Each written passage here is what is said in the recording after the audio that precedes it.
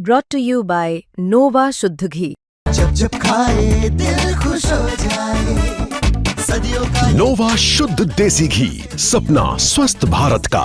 I love घी। स्वागत है आपका। आप देख रहे हैं क्राइम तक। मैं हूं अश्विनी सिंह। आपके स्क्रीन पर इस वक्त एक तस्वीर दिखाई दे रही होगी जिसमें एक और आपको एसआई ज्ञानदीप नजर आ रहे होंगे तो दूसरी ओर उनकी पत्नी मीनू कुमारी नजर आ रही होगी। इनकी शादी हाल ही में हुई थी। लगभग शादी को 1 साल पूरे भी नहीं हुए थे, लेकिन इसी दरमियान ज्ञानदीप जो है अपनी नौकरी के लिए घर से निकलते हैं रात 9 बजे, और जब वो 2 घंटे बाद लौटकर घर आते हैं तो देखते हैं कि उनके घर पर कोई भी अंदर से हलचल नहीं हो रही है। दरवाज़ा नॉक करते हैं और वो कोशिश करते हैं कि अंदर से दरवाज़ा खुल जाए, लेकिन दरवाज़ा खुलता नहीं है। जब दरवाज़ा तोड़कर अंदर दाखिल होते हैं तो देखते हैं कि वहाँ पर बीवी जो है वो मृत अवस्था में पड़ी हुई थी।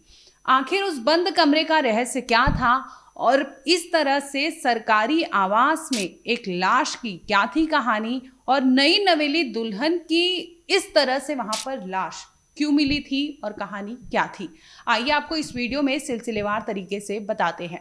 सबसे पहले बात कर लेते हैं इस तस्वीर पर। आप देखिए कैसे दूल्हा और दुल्हन के जोड़े में ये दोनों कितने बेहद खूबसूरत लग रहे हैं। इतना ही नहीं, अगर दुल्हन की बात करें तो इन दोनों के परिवार से राजी खुशी से ये शादी हुई थी, लेकिन न जाने क्या होता है जिसके बाद इस तरह से ये जोड़ा टूट जाता है और इनमें से एक की लाश उस कमरे में मिलती है। दरअसल वारदात जो है वो बुधवार की बताई जा रही है।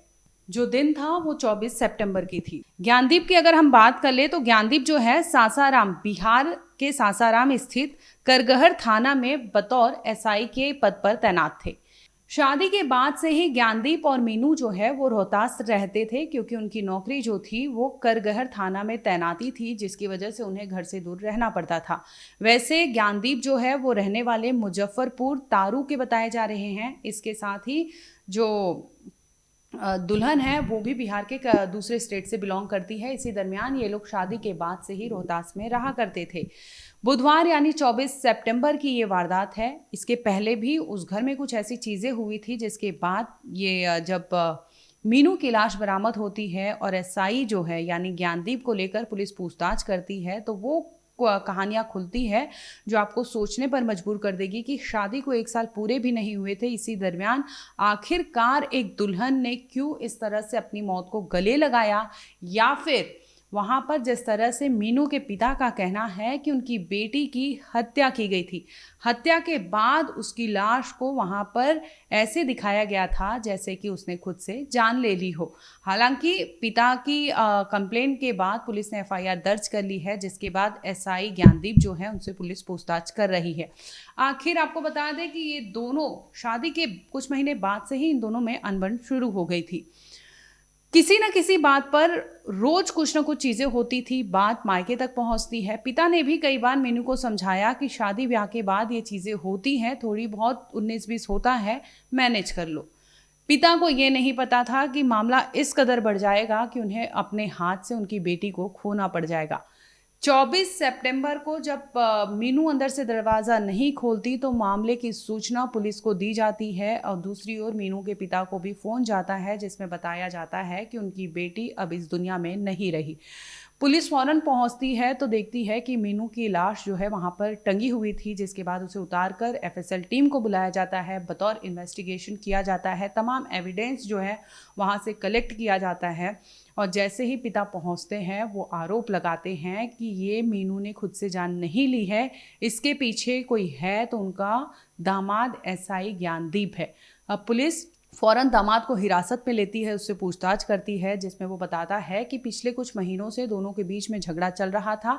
जिस दिन वो ड्यूटी के लिए 24 सितंबर को घर से निकला था तो उसका कहना था कि रात 9 बजे वो ड्यूटी के लिए घर से निकला था, लेकिन 2 घंटे बाद ही वो वापस घर पर लौट आता है, और जब लौटता है तो वो अंदर से दरवाज़ा खोलती नहीं है, जिसके बाद जोर ज़बरदस्ती करके वो अंदर दाखिल होता है। तो इस तरह से भयावह मंजर था। फिलहाल आपको बता दें कि पुलिस दोनों ओर से हर थियरी पर जाँच कर रही रही है।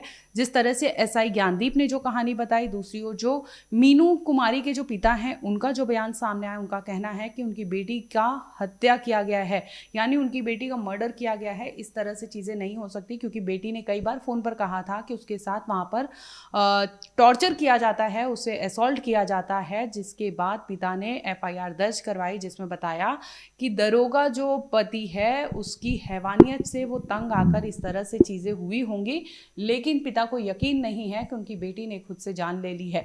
फिलहाल आपको बता दें कि बिहार की सासाराम जो पुलिस है वो इन्वेस्टिगेट कर रही है कि क्या ये मौत की कहानी जो जैसी दिखाई जा रही है एसआई ज्ञानदीप के द्वारा वैसी है या फिर कहानी कुछ और है, क्योंकि 2 घंटे बाद ही वो ड्यूटी से लौटकर क्यों आया था और इस तरह से क्या उसे पता था, क्योंकि वो झगड़ा करके गया था, ऐसे में वापस लौटता है। तो क्या जिस तरह से पिता ने एलिगेशंस लगाए हैं कि मार कर टांगा गया था, तो सचमुच पुलिस वाले ने इस तरह से सरकारी आवास में जहां पर वो रहता था, आपको बता दें कि सासाराम के करगहर थाना में ये बतौर एसआई के पद पर तैनात था ज्ञानदीप, और उसी के आवास, सरकारी आवास जो अलॉटेड था, उसी में रहती थी वो उनकी बीवी यानी मीनू कुमारी, और वहीं पर उनकी लाश बरामद होती है। ऐसे में जांच का दायरा जो है पुलिस ने बढ़ा दिया है और इन्वेस्टिगेट कर रही है कि क्या ये मर्डर है, क्योंकि पुलिस वाला शामिल है और पुलिस वाला खुद उसका पति है। तो ऐसे में कई चीज़ें होती है, क्योंकि पुलिस वाले को बखूबी पता होता है कि क्या कुछ कहानियां हैं, क्या कुछ गढ़ी जा सकती है, क्या कुछ छिपाया जा सकता है।